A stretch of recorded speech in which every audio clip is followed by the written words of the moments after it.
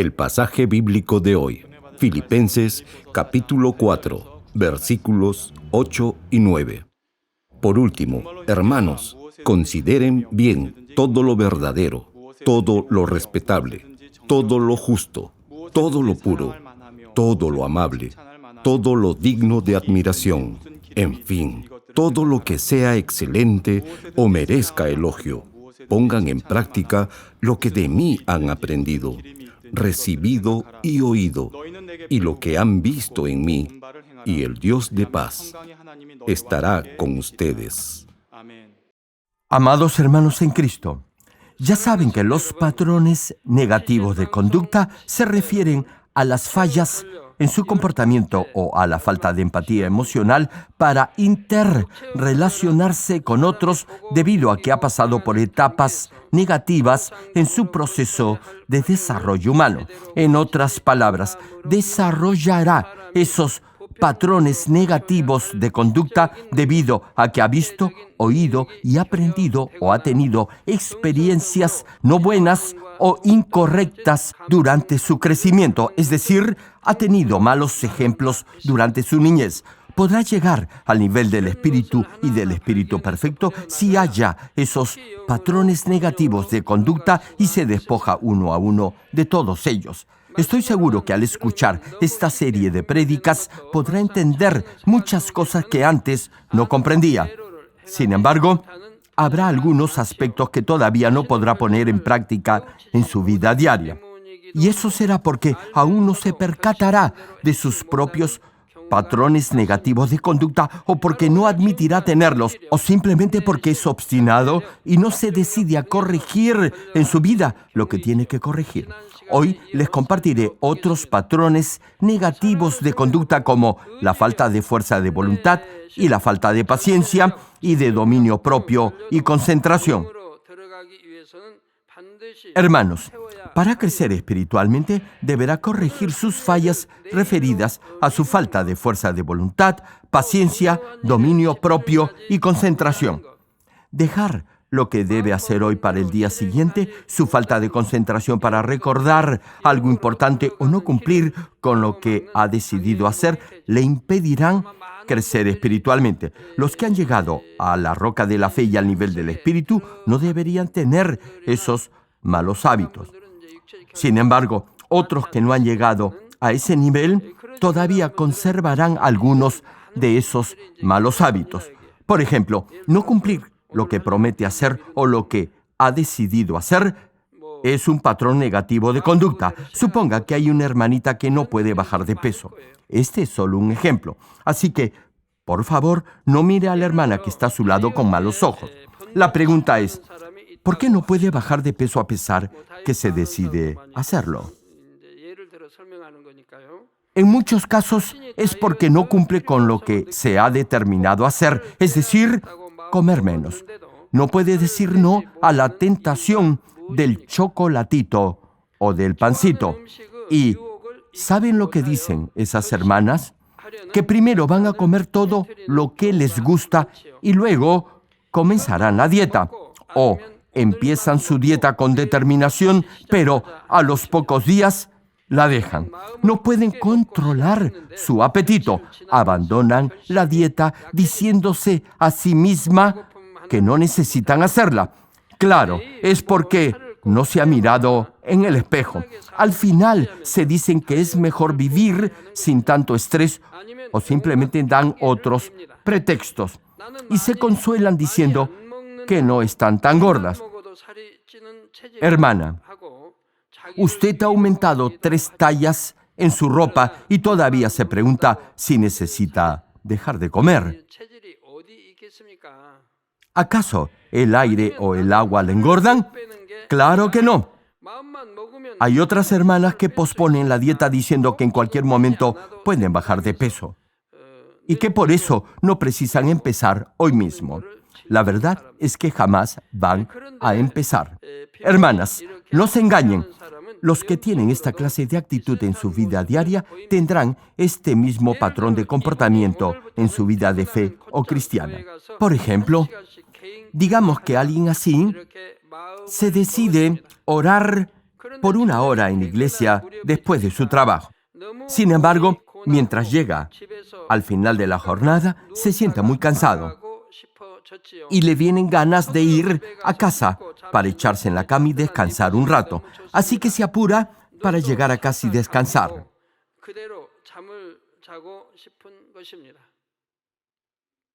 Se echa en su cama por un rato y se cubre con su frazada. Entonces sus ojitos comenzarán a cerrarse de sueño y empezará a cabecear de cansancio. Pregunto, ¿qué cree que va a suceder? Simplemente ya no querrá venir a orar. Lo mismo sucede cuando las hermanas fracasan en su intento de ponerse a dieta. Hay quienes dicen que van a venir todos los días a orar, pero al final desisten por diversas razones. Una es que no se sienten bien y que necesitan descansar ese día. Otra es que van a empezar el día de mañana y así lo van postergando día tras día y ese mañana nunca llega. Para los que son así, les será difícil dejar esos malos hábitos. No obstante, si se esfuerzan y luchan por despojarse de la fatiga, es decir, si superan todo cansancio a través de la oración, entonces lo podrán lograr. Si perseveran en este propósito, vencerán toda fatiga y desidia, incluso si están agotados. Sin embargo, si empiezan a dar excusas para no orar debido a que están cansados por el día de trabajo, no podrán superar ese patrón negativo de conducta. Y si eso continúa, ya no necesitarán dar pretextos para quedarse en casa descansando en vez de ir a orar a la iglesia. Si piensa que puede dejar para mañana venir a orar a la iglesia y da alguna excusa para no hacerlo, entonces no vendrá. Y no solo será una vez, sino 2 o 3 veces por semana. Al final, solo vendrá a los cultos y no a la oración. O vendrá solo cuando yo venga. O pensará que es una exageración decir que no entrará al cielo si no ora diariamente. Retomando la prédica, hay quienes escuchan la palabra de Dios y deciden dejar sus malos hábitos, pero con el paso de los días cambian de actitud. Por ejemplo, alguien quien frecuentemente llega tarde a los cultos y a otras reuniones decide dejar ese mal hábito luego de haber escuchado esta serie de prédicas. Se siente mal y también piensa que no es un buen ejemplo para los demás. Por algunas semanas llega puntual a los servicios. No obstante, después de un par de meses, ese cargo de conciencia que lo llevó a corregirse se va esfumando y vuelve a su mala costumbre de llegar tarde a los cultos. Siempre tendrá un pretexto plausible.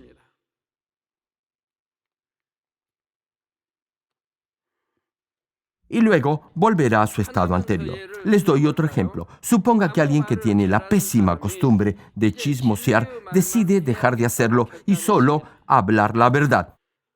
En ese momento ve a una hermana cometer un error o una falta y le pica la lengua por decírselo a alguien más.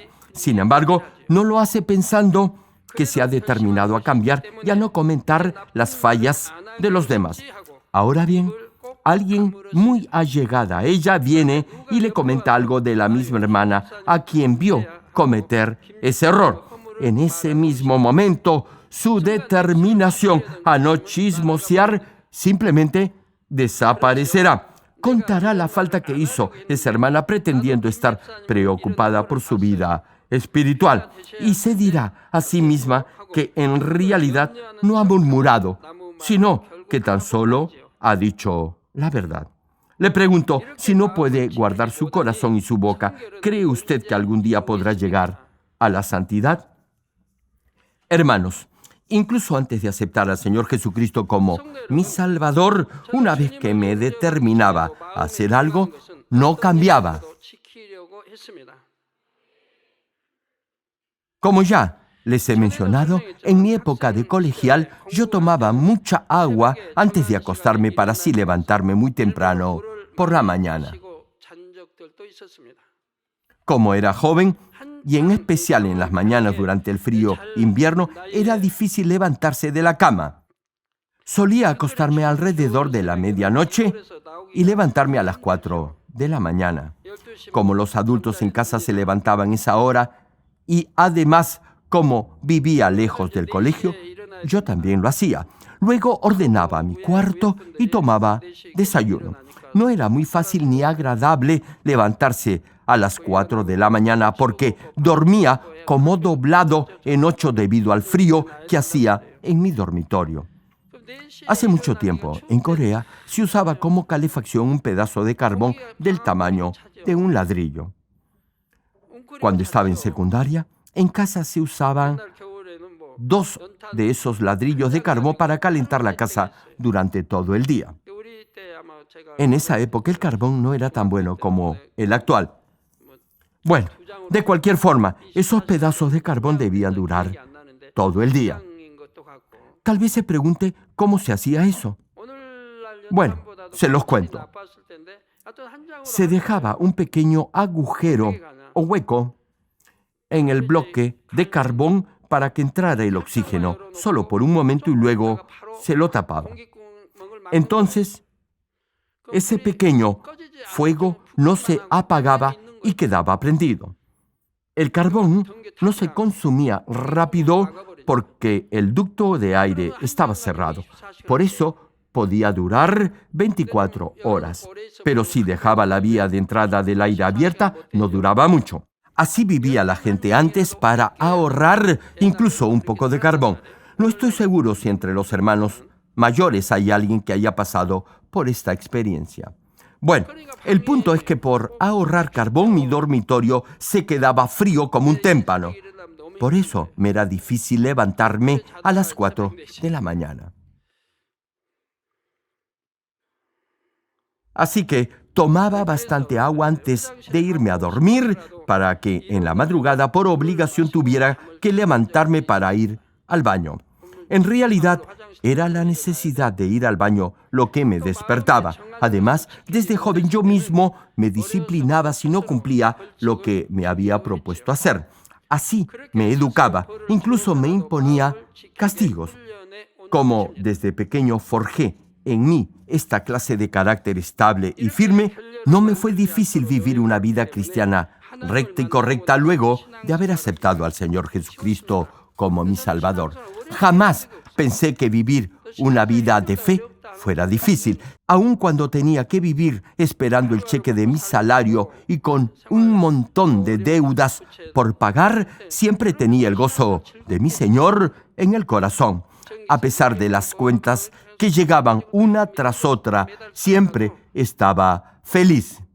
Mi esposa siempre estaba cantando alabanzas mientras lavaba la ropa a mano, no en lavadora, a mano. También lo hacía cuando iba de compras al mercado. Todos entonábamos alabanzas todo el tiempo. Jamás pensamos que éramos pobres. No creo que haya mucha gente que haya vivido como nosotros lo hicimos en esa época. En aquellos días, para mí era difícil incluso comprar algunas galletas para mis hijas. Aún así, en mi familia nunca nos creímos pobres ni pedíamos dinero a otras personas.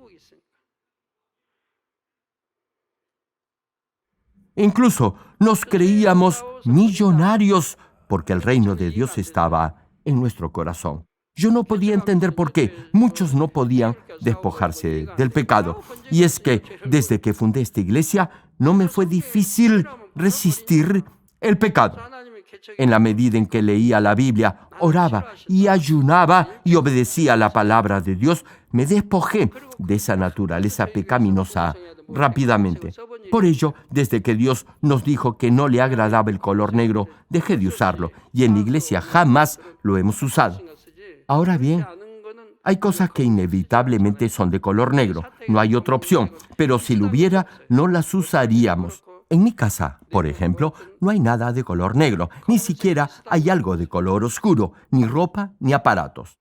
Absolutamente nada. Y es que a Dios le agradan los colores claros y brillantes. En el cielo todo deslumbra. Si no, miren las luces de aurora. Todas tienen colores claros, brillantes y resplandecientes.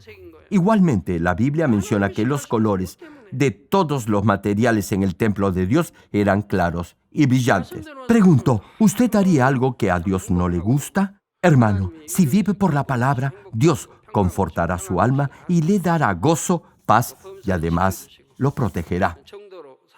No obstante, piense tan solo en los que no viven por la palabra de Dios. ¿Acaso no están siempre en problemas? Y eso es debido a que no guardan los mandamientos de Dios. Por eso, yo me limito a hacer lo que Dios me dice debo hacer y no hacer lo que Dios me dice no debo hacer. Eso es todo. En más de mis 37 años de vida cristiana, no he desobedecido a Dios. Mi actitud jamás ha cambiado. No tengo un corazón cambiante. Queridos hermanos, incluso la gente del mundo dice que ser positivo, saber controlarse y tener concentración son aspectos importantes para tener éxito en la vida. Si me permiten, les voy a comentar los resultados que mostró un test o encuesta muy conocida. Se agrupó a niños de 4 años de edad y se les dio una bolsa de galletas dulces. Si querían, podían comerlas inmediatamente. Pero si las guardaban sin tocarlas por 15 minutos, se les iba a dar otra bolsa más. Los niños, repito, tenían cerca de 4 años de edad. En todo caso, no tenían más de 6 años. Ahora bien, algunos de ellos se comieron las galletas apenas recibieron la bolsa, mientras que otros esperaron los 15 minutos. Para evitar la tentación de comer, algunos de los niños se taparon los ojos, otros jugaban o hacían cualquier otra cosa para no ver a los que estaban comiendo las galletas. De cualquier forma, los niños que esperaron los 15 minutos recibieron la otra bolsa de galletas. Pero lo que es más interesante es el resultado que ese experimento mostró luego de 15 años. Los niños que en esa época no habían tenido la paciencia de esperar los 15 minutos, ya de adultos vivieron una vida llena de estrés y de tensión. Asimismo, les costaba bastante poner atención en sus labores o empleos y tampoco podían establecer relaciones amicales consistentes y duraderas. No obstante, los otros niños que esperaron los 15 minutos se adaptaron bien tanto a la escuela, universidad, familia y empleos y tuvieron calificaciones muy superiores en comparación a los otros niños. Y al crecer, estos muchachos se desenvolvieron mucho mejor que los otros en todo aspecto y área de su vida porque precisamente tuvieron paciencia y autocontrol sobre sus instintos. Ahora me dirijo a los jóvenes. Deben recordar este dato y corregir ese patrón negativo de conducta que es la impaciencia. Los padres también deben enseñar buenos modales a sus hijos. Yo he visto a muchos que son impacientes. Gritan del mínimo dolor. Cuando se caen, pareciera que se fueran a desmayar o que se hubieran fracturado un hueso. Gritan de manera estentórea.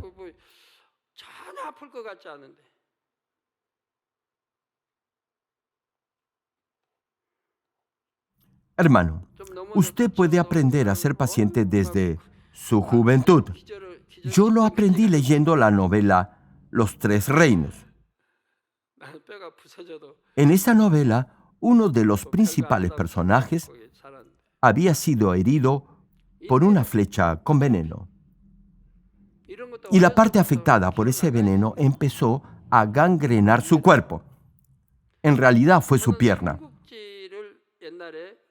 En ese momento, el mejor doctor del ejército le dijo al general que para salvarle la vida debía raspar el veneno que ya se había impregnado en el hueso. Para ello, debía sacar la piel, abrir la parte infectada y luego limpiarla. Y para hacerlo, debían atarle los brazos para evitar que se moviera. Sin embargo, este general le dijo al doctor que no era necesario que lo atara. Y así lo hizo el doctor. No lo ataron al general. Y mientras este médico estaba abriendo la herida sin anestesia y limpiando el hueso, el general estaba jugando ajedrez con el otro brazo. ¿Se imaginan?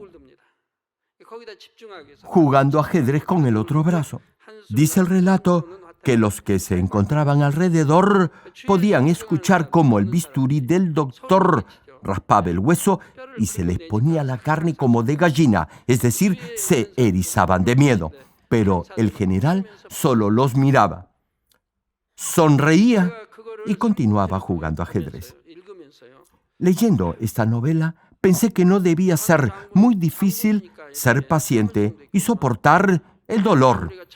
También pensé que si ese personaje lo podía hacer, yo lo podría hacer también. Y eso sería para mí una gran ventaja. Así que empecé a cultivar esta virtud de la paciencia en mi vida. Y me probaba a mí mismo de diferente forma y en diferentes circunstancias. Incluso procuraba soportar cualquier clase de dolor que tenía. Luego de hacerlo varias veces, el dolor desaparecía. Y me decía a mí mismo que ya podía soportar toda clase de dolor. Así que, si me caía, me rasguñaba o me lastimaba de alguna forma, no gritaba ni me quejaba. No lo hacía. Cuando estaba en el colegio, ya cultivaba esta clase de paciencia, incluso antes de leer la novela Los Tres Reinos. En el colegio solían venir a vacunarnos. Algunos niños apenas oían eso, temblaban de miedo. Y cuando venían a colocar las inyecciones, apenas veían a las enfermeras entrar al salón de clase, gritaban como locos. Es decir, aún antes de haberles colocado la vacuna ya gritaban de dolor. Continuaremos con esta prédica la próxima semana.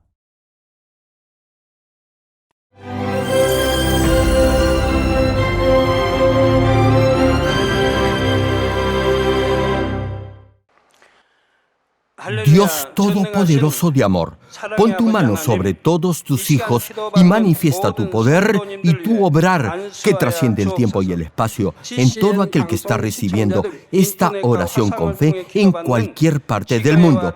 Da a cada uno de ellos la fe necesaria para que puedan creer y echar fuera todo pensamiento negativo y toda duda. Quita de ellos todas sus cargas y sufrimientos. Quema con el fuego del Espíritu Santo y limpia con la sangre del Señor Jesucristo desde la cabeza a los pies cada coyuntura y todo nervio, tejido y célula. Manifiesta el poder más alto de la creación. En el nombre de Jesucristo ordeno al diablo y a Satanás, a toda enfermedad, virus y bacteria, fuera. Toda enfermedad contagiosa, incurable, dolencia crónica, resfriado y fiebre, fuera. Protege a tus hijos de cualquier microbio, virus y bacteria. Sana todo tipo de cáncer, incluyendo cáncer al estómago, a la próstata, al pulmón, al hígado, cáncer de mama, cáncer al útero, al intestino y toda otra enfermedad como el SIDA, leucemia, apoplejía cerebral, presión arterial alta y baja, enfermedades cardiovasculares y pulmonares, diabetes y todo tipo de dolencias que afectan a la mujer, hipertensión, enfermedades de la piel e inflamación, fuera. Quema con el fuego del Espíritu Santo toda polio, parálisis, derrame cerebral, artritis y hernia, dolor de espalda, lumbago, jaqueca y toda clase de neuralgia, fatiga y enfermedad a la tiroides, fuera. Epilepsia, autismo, depresión, neurosis y todo tipo de enfermedades mentales, fuera. Que los cojos y tullidos se levanten y caminen. Que los que tienen la vista nublada se les aclare, que los que tienen problemas para oír puedan oír bien, que los ciegos vean, que los sordos oigan, que los mudos hablen. Padre, bendice con hijos a los que no pueden concebir. Libra a tus hijos de todo tipo de accidente. Restaura los huesos fracturados y sana toda quemadura. Limpia con el fuego del Espíritu Santo a los que son adictos a alguna droga, narcótico o sustancia tóxica. Regenera los nervios, tejidos y células muertas. Ordeno en el nombre de Jesucristo al diablo y a Satanás y a toda potestad del aire y toda fuerza del mal. Fuera todo poder de las tinieblas, espíritus malignos, perversos, deshonestos, engañadores, espíritus de división, de tentación, de mentira y todo espíritu de iniquidad.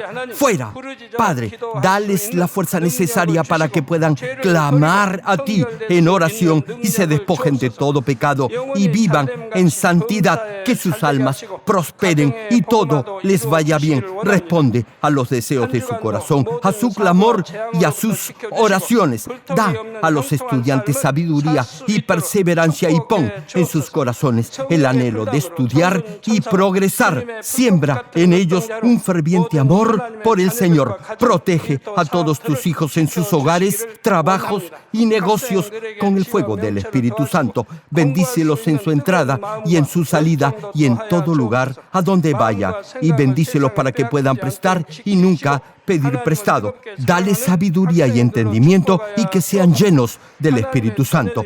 Da a todos los ministros la capacidad para llevar a cabo bien sus deberes y que haya también un gran avivamiento en cada iglesia. Manifiesta tu obrar para que con toda confianza puedan testificar que Dios ha respondido sus oraciones y que tú los has bendecido. Gracias, Padre. Toda la gloria sea para ti. He orado en el nombre de nuestro Señor Jesucristo. 아멘.